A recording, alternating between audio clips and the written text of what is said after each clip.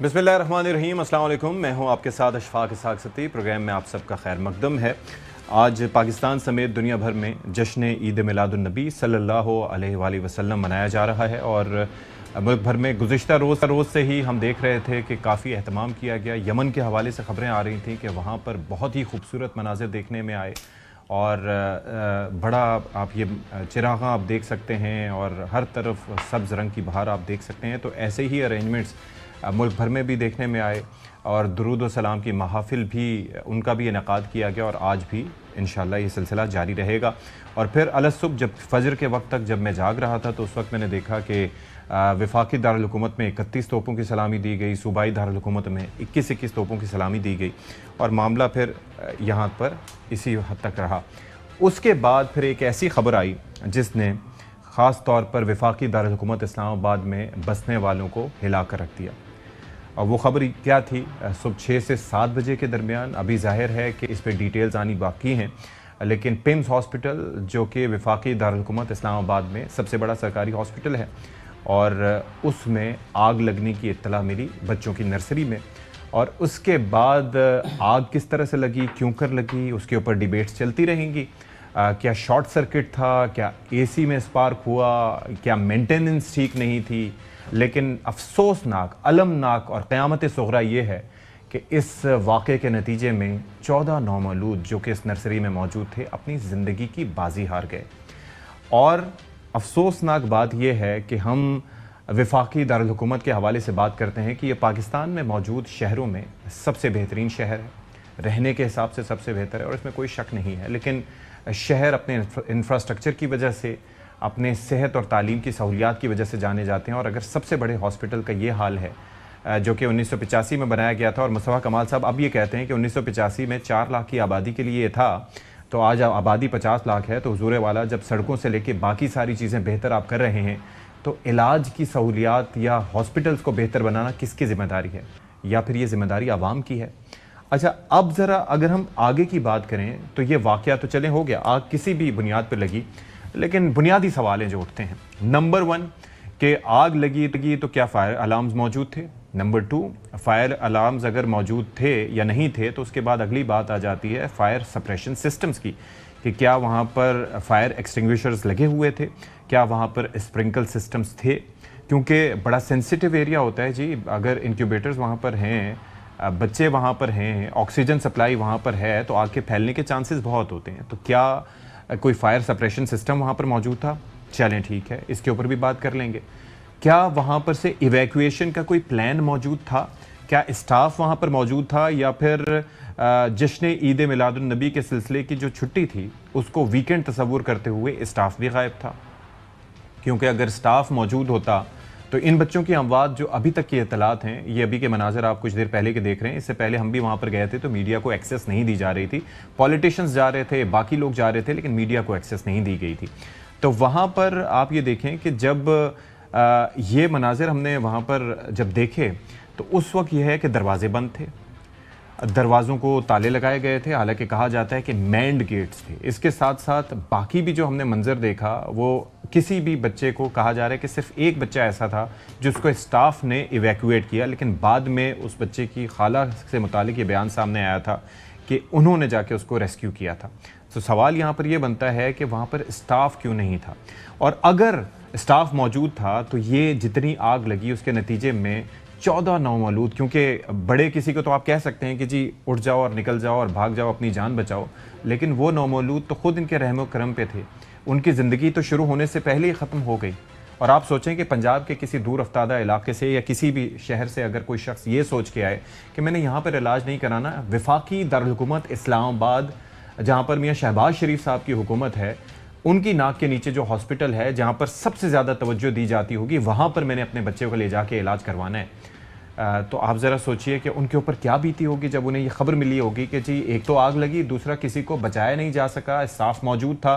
तो किसी स्टाफ का, हम नहीं कहते कि किसी का नुकसान होना ज़रूरी था, लेकिन किसी का बाल तक भी का ना होना, ये बहुत से सवाल अपने अंदर उठाता है। यानी कि अगर इसको देखा जाए तो इट्स अ चेन फेलियर, यानी कि एक के बाद एक फेलियर यहाँ पर नेग्लिजेंस, क्रिमिनल नेग्लिजेंस यहाँ पर देखने में आ रही है।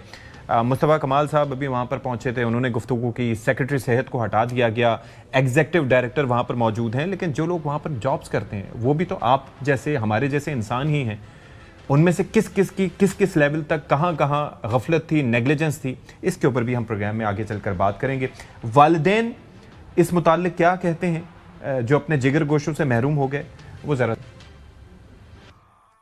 6 बजे का वकूआ हुआ है, जैसे ही आग लगी है छोले इस तरह इधर से यहाँ से आग बढ़ गई है। अमले के लोग यहाँ से भाग गए थे, कोटी वाले डॉक्टर भी भाग गए, रेस्क्यू वाले भी 2 घंटे के बाद आए, अमला पुलिस वाला भी 2 घंटे के बाद आए, फायर ब्रिगेड बहुत 2 घंटे बाद आए हैं। नर्सरी में बच्चे जल गए हैं बहुत ज्यादा, हमारे बिल्कुल सामने का सारा। नर्सरी के बाहर इतने ताले उन्होंने लगाए हुए हैं अंदर की तरफ, अब उनको तोड़ने के लिए कोई बंदा ही नहीं था। मैं खुद नर्सरी के अंदर गया था, अपने बेटे को मैंने अंदर लेके गया था, कम से कम 100 की तादाद थी। सारा का सारा स्टाफ एक साथ, पूरा कॉरिडोर, इवन नर्सिंग स्टेशन में भी नर्स भी कोई नहीं थी, सारा का सारा अमला। गायनी वार्ड है, एक गायनी की डॉक्टर नहीं थी, एक नर्स नहीं था, एक एनआईसीयू का डॉक्टर नहीं था। 2 आदमी जो अपने अपने बच्चों के लिए भाग रहे थे, या हम लोग जो भाग रहे थे, उसके अलावा एक बंदा वहाँ नहीं था। तो कभी कहते हैं कि नर्स ने बच्चा उठाया, नर्स तो उधर है ही नहीं थी, मौके पे कोई मौजूद नहीं था। मैंने खुद अपना बच्चा मैंने उठाया, वो बच्ची मेरी थी। इतने बच्चों में जो बच्ची है वो मेरी बच्ची थी। सुबह 7 बजे के बंदे सारे अंदर बैठे हुए जिनके बेबीज है, उनको अभी तक नहीं पता कि हमारे किसका बेबी जिंदा है, किसका फौत हो गया है और किस कंडीशन में, वो हमें ये भी नहीं पता। आग हमने खुद बनाई है, ये रास्ते हमने खुद बनाया, हमने सारा कुछ खुद किया, इनके सब ताले लगे हुए थे। अच्छा, ये वो चीज़ें हैं जो रिपोर्ट हो रही हैं। इसके अलावा सीडीए की जानिब से क्या बताया गया और इस हॉस्पिटल से मुताल्लिक क्या रिपोर्ट्स आती रहीं और वज़ीर आज़म साहब तक पहुंचाई जाती रहीं, इसके ऊपर भी हम कुछ बात करेंगे। लेकिन जब ये खबर सामने आई तो मैं भी वहाँ पर पहुँचा, हमारे प्रोड्यूसर साहब भी वहाँ पर पहुँचे, कैमरामैन भी।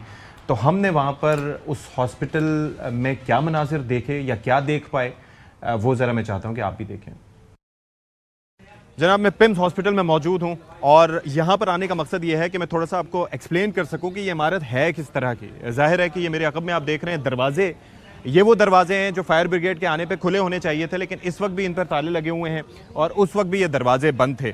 और जाहिर है कि मैं पूरी बिल्डिंग का, यहाँ से यही वो बिल्डिंग है, अभी भी यहाँ पर धुआं महसूस हो रहा है, अभी भी आप स्मेल कर सकते हैं कि यहाँ पर आग किस कदर भयानक लगी होगी। और यहाँ पर आज अलग सुबह जो क़यामत सुग़रा बरपा हुई, उसके बाद यहाँ पर क्या मनाजिर होंगे, क्या बेबसी होगी उन वालिदैन की और बच्चों की जो यहाँ पर फंसे रहे। रेस्क्यू का अमला यहाँ पर नहीं पहुँच पाया। आप ये देखें, अभी भी यहाँ पर इस साइड पर भी दरवाज़ा बंद है।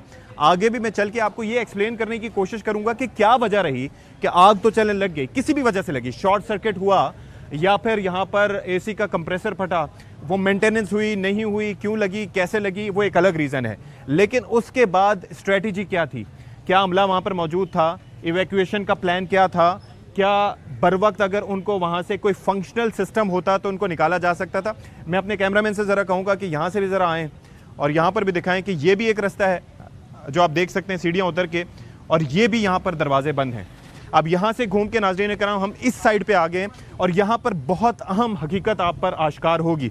वो हकीकत ये है कि जब आप सामने मेरे देखेंगे वो भी एक कॉरिडोर वहाँ पर आ रहा है। अगर रास्ता होता तो दूसरी साइड से भी आके यहाँ से किसी तरह से फायर टेंडर्स को, फायर ब्रिगेड को एक्सेस मिल सकती थी। इब्तदाई तौर पर रेस्क्यू करना या वहाँ से बच्चों को निकालना जिम्मेदारी थी किसकी, उस वक्त जो अमला था। लेकिन आप ज़रा देखें, वो अपनी जिम्मेदारी पूरी करने में नाकाम रहे, मौजूद नहीं थे, दरवाज़ों पर ताले थे और ये फिर रास्ता इख्तियार किया गया। यहाँ पर सीढ़ियाँ लगाई फायर ब्रिगेड के अमले ने, फायर टेंडर्स ने, और वहाँ से सीढ़ियाँ लगा कर यहाँ पर इस बिल्डिंग को, ये बाहरी जो हिस्सा है यहाँ पर तोड़कर, अंदर से खिड़कियों को तोड़कर फिर एक्सेस हासिल की गई। और ये सिर्फ एक रास्ता नहीं है, मैं आगे चलकर आपको मज़ीद भी बताऊँगा। फायर एक्सटिंग्विशर्स का, फायर सप्रेशन सिस्टम्स का, साथ ही साथ अलार्म्स का ना होना एक अपनी जगह है, स्टाफ का ना होना, क्योंकि आग लगने के बाद एक कन्फाइंड एरिया में सबसे बड़ा मसला ये होता है कि आप वहाँ पर सांस कैसे लेंगे। मुझे, आप या कोई बड़ा हो, आप उसको बता सकते हैं कि भाई आप बाहर निकल जाएं, वो निकल जाएगा, कहीं से रास्ता देख के निकल जाएगा, या अगर ज़िंदगी हुई। लेकिन वो मासूम बच्चे कैसे निकलते। दूसरी तोड़ फोड़ यहाँ पर की गई, यहाँ से फिर रास्ता बनाया गया, यहाँ से निकल कर फिर उसके बाद जो बच्चे ऑलरेडी अपनी ज़िंदगियों की बाजी हार चुके थे उनको यहाँ से निकाला गया। और ये आप देख सकते हैं यहाँ से दूसरा रास्ता तोड़ा गया। मैं आगे भी चलूँगा, आपको दिखाऊँगा कि यही बस काफ़ी नहीं है, ये भी आप शीशे टूटे हुए देख सकते हैं।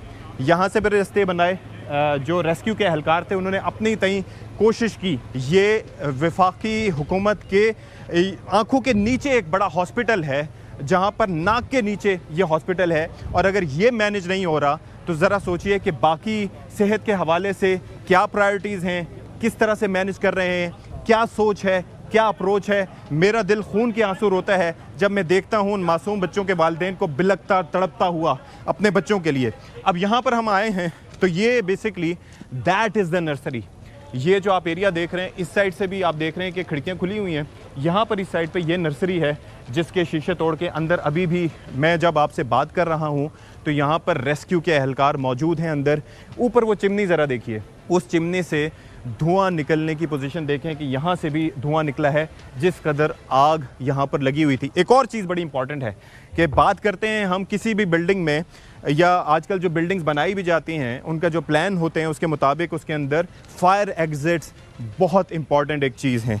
लेकिन यहाँ पर इस वक्त जो फायर एग्जिट है वो खुला हुआ है, लेकिन नाज़रीन कराम सितम ज़रीफ़ी ये है कि रात को सुबह को जब आग लगी उस वक्त इस पर भी ताला लगा हुआ था। तो जिस किसी ने निकलना होता, वो मासूम बच्चे तो निकल ही नहीं सकते थे, लेकिन उससे हट के स्टाफ वहाँ पर मौजूद नहीं था, अमला मौजूद नहीं था। क्यों मौजूद नहीं था? इन्वेस्टिगेशन होंगी, आई एम श्योर कि यहाँ पर CCTVs होंगे, और हुकूमत ने अगर पता चलाना चाहा, क्योंकि वज़ीर आज़म साहब ने नोटिस तो लिया है, फिल फॉर उन्होंने वफाकी सेक्रेटरी सेहत को तो मुअत्तल किया है, लेकिन मसला ये है कि क्या ये करना ज़रूरी था?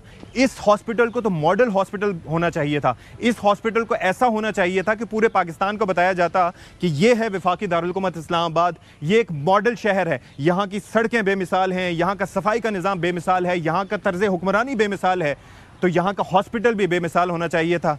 लेकिन वो कहते हैं ना कि मैं किसके हाथ पे अपना लहू तलाश करूँ, ये अलमिया है। अब नोटिस लेने से क्या वो मासूम बच्चे वापस आ पाएंगे? क्या उन बच्चों के वालिदैन जो अपने जिगर गोशों से महरूम हो गए, ज़रा सोचिए कि उनके लिए क्या कंपनसेशन हो सकती है? क्या उनके गमों का, क्या उनके दुखों का मदावा हो सकता है, जो सिर्फ महज इसलिए आए थे कि उनके मासूम बच्चों का वफाकी दारुल हुकूमत इस्लामाबाद, हो सकता है उनके अपने इलाकों में कोई हॉस्पिटल्स हों, लेकिन उन्होंने कहा होगा नहीं, वफाकी दारुल हुकूमत इस्लामाबाद में मियाँ शहबाज शरीफ साहब की हुकूमत है, उनकी सरबराही में वहाँ पर उनकी नाक के नीचे जो हॉस्पिटल होगा उसमें सबसे बेहतर इलाज की सहूलियात होंगी। लेकिन ज़रा देखिए कि यहाँ पर क्या आलम है। अब कौन जिम्मेदार है?